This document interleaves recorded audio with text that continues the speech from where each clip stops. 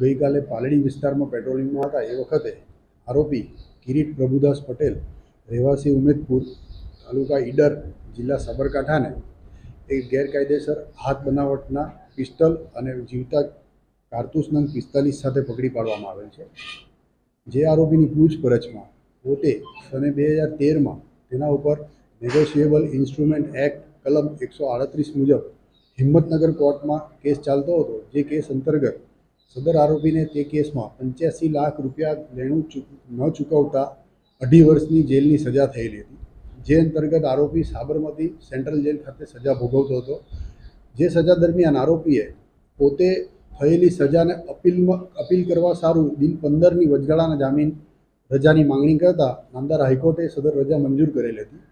જે રજા લીધા બાદ આરોપી પોતે જેલમાં હાજર થવાની તારીખે મુદતે હાજર થયેલ નહીં અને ત્યારથી વચગાળાના જામીન પર ફરાર હતો। દરમિયાન આરોપીએ પોતાના ઉપર થયેલા કેસ સંદર્ભે સેટલમેન્ટ કરવાની કોશિશ કરેલી હતી। જે સેટલમેન્ટ ન થતાં પોતે ન હાજર થવાનો નિર્ણય લઈને આગળ એનું કામ ચાલુ કરેલું।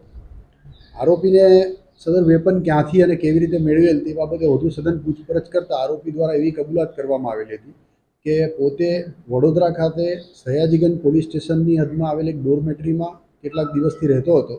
જ્યાં આગળ પોતે પોતાની સામાનની એક થેલીમાં અન્ય એક ગેરકાયદેસરનું વેપન અને કુલ 19 રાઉન્ડ ત્યાં છુપાવેલા છે।